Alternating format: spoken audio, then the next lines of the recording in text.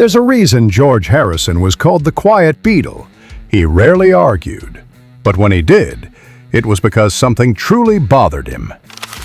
Through the 1960s, he stood in the shadow of Lennon and McCartney, two songwriting giants who seemed to dominate everything the Beatles did. But behind George's calm exterior was a growing frustration.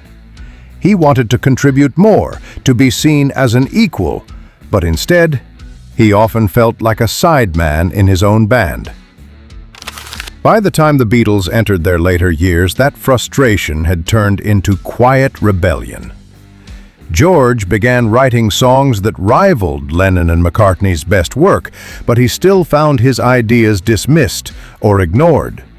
And nothing irritated him more than watching Paul McCartney take control of every detail in the studio.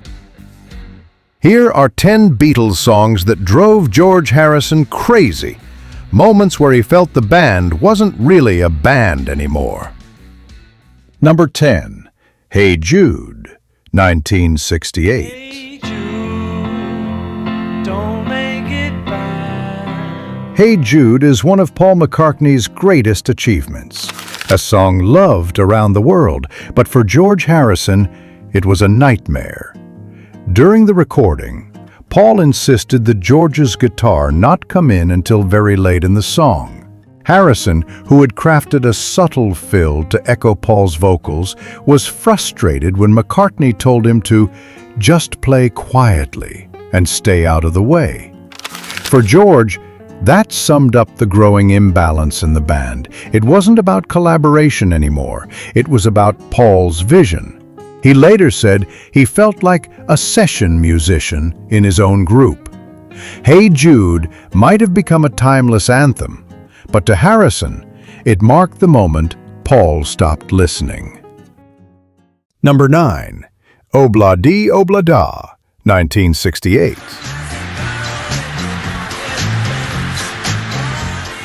Few Beatles songs tested George's patience like Obla-Di Obla-Da.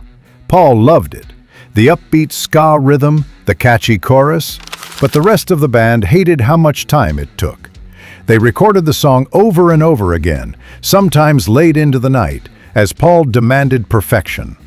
Lennon famously stormed out during one take, calling it Paul's granny music. George tried to stay calm, but he couldn't hide his annoyance. To him, this wasn't the Beatles anymore. It was Paul directing 3 musicians to play his solo project. The endless retakes, the forced cheerfulness, it all drove Harrison mad. He later said the White Album sessions were hellish because of moments like this, where one man's control killed the joy of collaboration. Number 8. Maxwell's Silver Hammer, 1969. It's all alone with a test tube. Oh.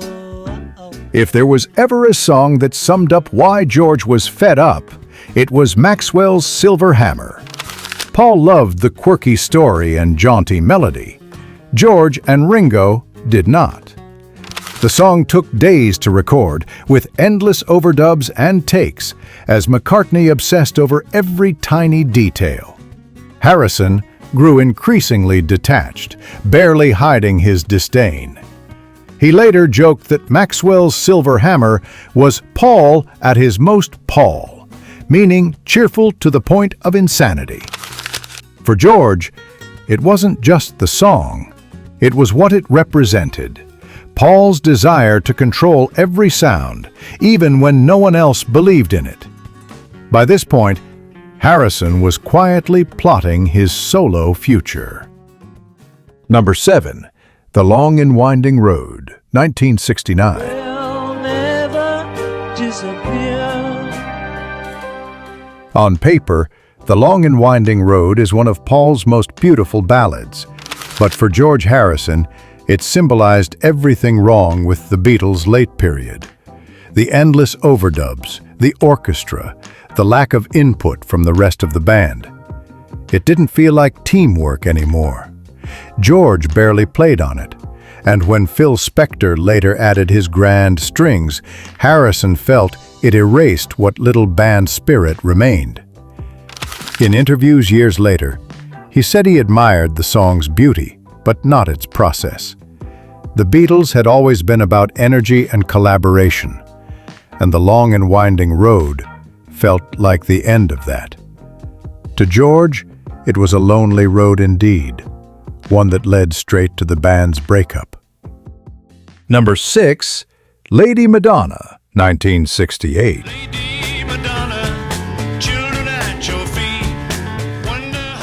When Paul brought Lady Madonna to the studio, it was supposed to be a fun throwback to 1950s rock and boogie-woogie piano. But Harrison felt it was another example of McCartney dominating the session. George's guitar parts were minimal, almost decorative. Paul played piano, bass, and even directed the saxophone section, leaving little room for anyone else to shine. For George, this wasn't collaboration, it was dictatorship. He respected Paul's musicianship, but he couldn't stand the way McCartney treated the band like hired hands. The song might sound carefree, but to Harrison, it was a reminder that the Beatles' creative equality had long vanished. Number 5, When I'm 64, 1967. I get older, losing my head. When I'm 64 was charming, nostalgic, and completely McCartney. George found it pleasant enough, but irrelevant. At a time when the band was pushing boundaries with Sgt. Pepper's, Lennon and Harrison were exploring Eastern philosophy, psychedelic soundscapes, and personal transformation. Paul, meanwhile, was writing about retirement and old age. Harrison didn't hate the song, he just didn't understand why it belonged on the same album as Within You, Without You. To him, it showed how far apart their visions had drifted. Paul wanted smiles and show tunes. George wanted depth and spirituality. Those worlds no longer met in the middle. Number 4, Martha, My Dear, 1968.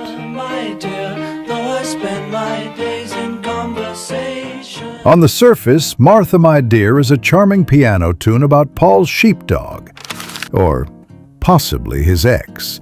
But in the studio, it caused real frustration. Paul recorded most of it alone, handling piano, bass, and vocals, and later called in a small orchestra. George's input? Practically none. He wasn't even needed for the session. It was one of the many White Album tracks that made him feel excluded.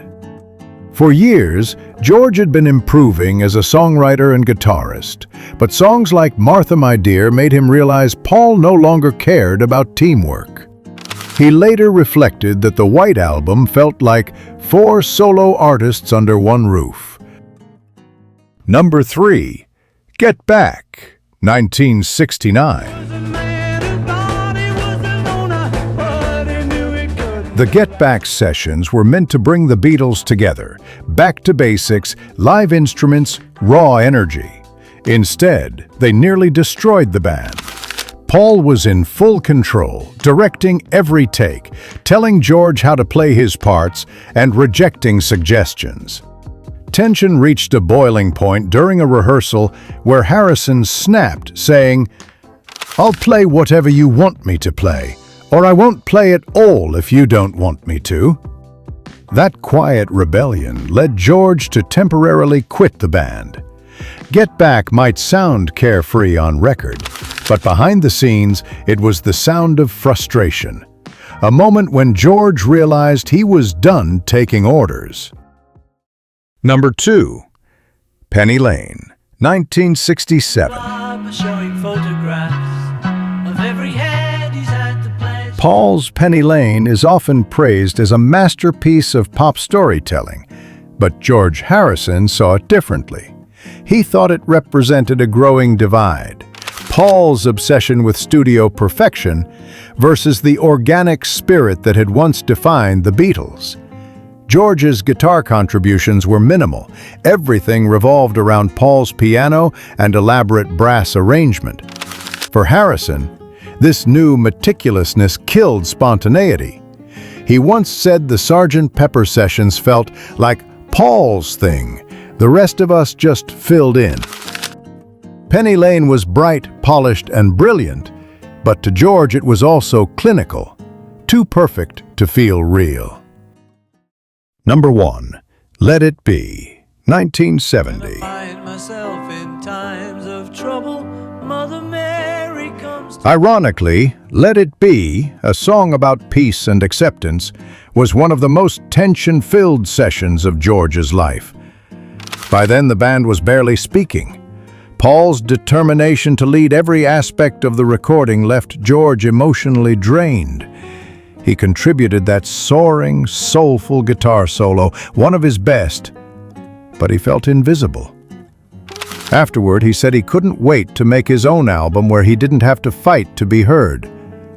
That wish came true with All Things Must Pass, the moment George finally stepped out from under the Lennon-McCartney shadow. But before that, he had to endure Let It Be, the song that made him realize he was done being a Beatle.